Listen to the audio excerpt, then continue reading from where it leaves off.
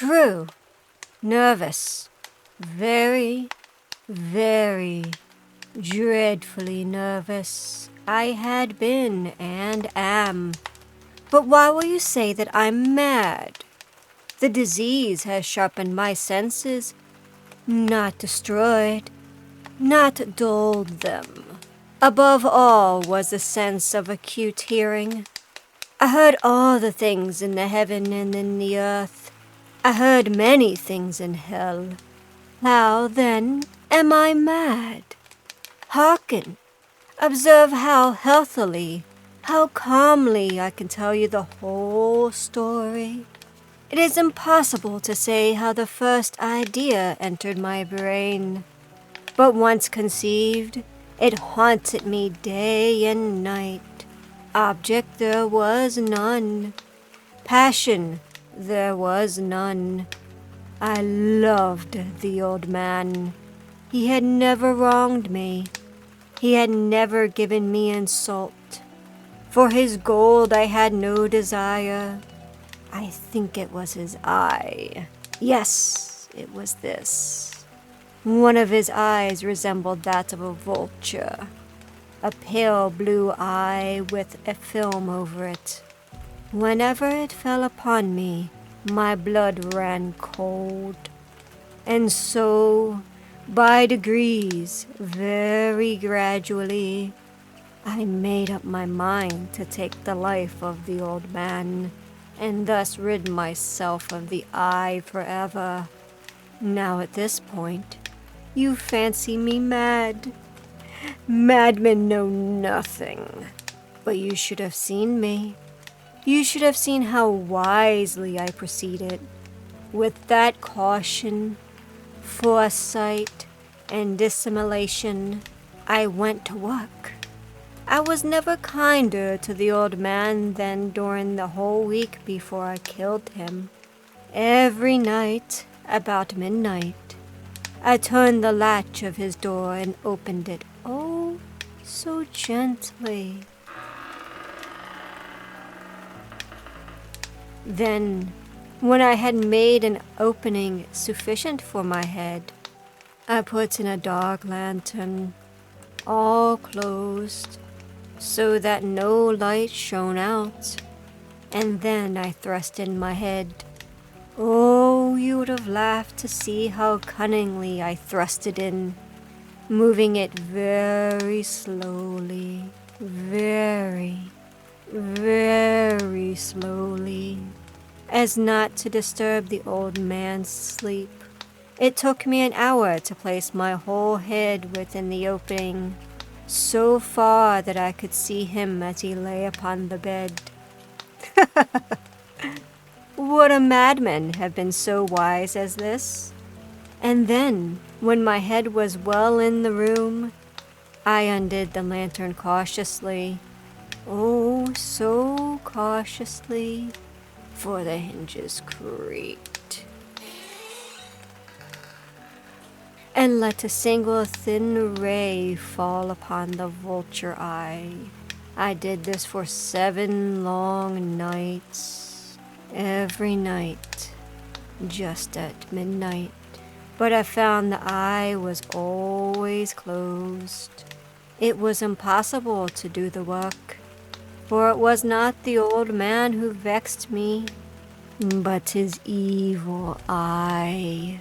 Each morning when the day broke, I went boldly into the chamber and spoke courageously to him, calling him by name in a hearty tone, inquiring how he had passed the night. So you see, he would have been a very profound old man indeed to suspect that every night, just at 12, I looked in upon him while he slept. Upon the 8th night, I was more than usually cautious in opening the door. A watch's minute hand moves more quickly than mine. Never before had I felt the extent of my own powers, of my sagacity. I could scarcely contain my feelings of triumph. There I was, opening the door little by little. And he did not even dream of my secret deeds or thoughts. I fairly chuckled at the idea. And perhaps he heard me, for he moved on the bed suddenly as if startled. Now you may think I drew back, but no. His room was black as pitch, for the shutters were fastened. I knew he could not see the opening of the door, and I kept pushing it steadily.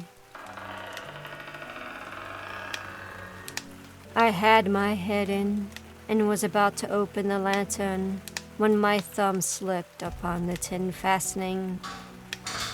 The old man sprang up in bed, crying out, "Who's there?" I kept quite still and said nothing. For a whole hour, I did not move a muscle. He was still sitting up in the bed, listening, just as I had listened to the death watches in the walls many times. Presently, I heard a slight groan.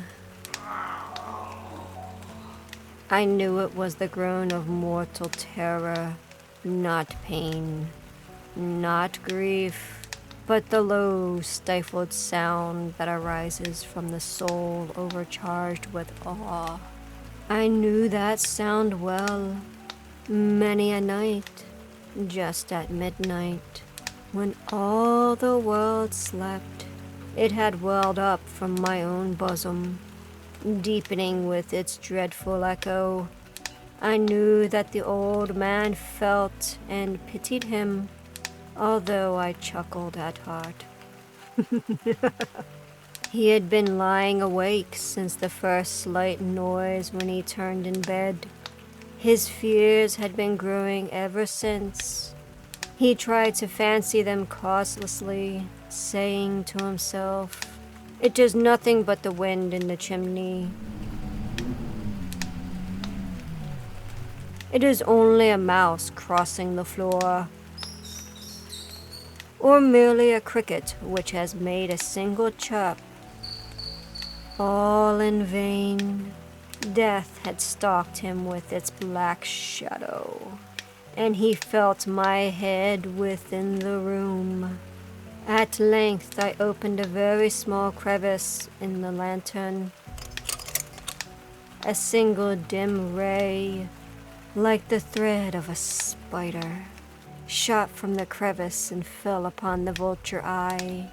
It was open, wide, wide open, and I grew furious as I gazed upon it. I saw it with perfect distinctness, all a dull blue with a hideous veil over it. But I could see nothing else of the old man's face or person. And now have I not told you that what you mistake for madness is but over-acuteness of the senses? A low, dull, quick sound came to my ears, such as a watch makes when enveloped in cotton. I knew that sound well. It was the beating of the old man's heart. It increased my fury, as the beating of a drum stimulates the soldier. Even yet I refrained. I scarcely breathed. I held the lantern motionless, maintaining the ray upon the eye. Meanwhile the heart's beat grew louder, quicker, and louder still. The old man's terror must have been extreme. I thought the heart would burst. A new anxiety seized me. The sound might be heard by a neighbor. The old man's hour had come. With a loud yell, I threw open the lantern and leapt into the room. He shrieked once, only once. In an instant, I dragged him to the floor and pulled the heavy bed over him. I smiled gaily to find the deed so far done, and yet the heart beat on, muffled for many minutes. At length it ceased. The old man was dead. His eye would trouble me no more. If you still think me mad, consider the precautions I took to conceal the body.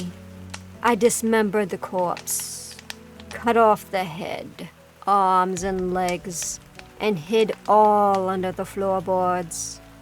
I replaced the boards so cleverly that no human eye could detect anything wrong. There was no stain, no blood spot whatever. I had been too wary for that. By 4 o'clock, still dark as midnight, there came a knocking at the street door. 3 men entered, officers of the police. A shriek had been heard, suspicious aroused. But I smiled. What had I to fear? I led them through the house. I showed them the treasures, secure and undisturbed. In my perfect triumph, I placed my own seat upon the very spot beneath which lay the corpse. The officers chatted pleasantly. I felt myself growing pale. My head ached, a ringing in my ears. The noise became more distinct, was not within my ears. I grew more pale, yet talked more fluently. The sound steadily increased. A low, dull, quick sound like a watch enveloped in cotton. I gasped for breath. I raved, I foamed, I swore. I swung the chair, grated it on the boards, but the noise continued, louder, louder, louder. At last I could bear it no longer. "Villains!" I shrieked. "Dissemble no more! I admit the deed. Tear up the planks! Here is the beating of this hideous heart!" The end.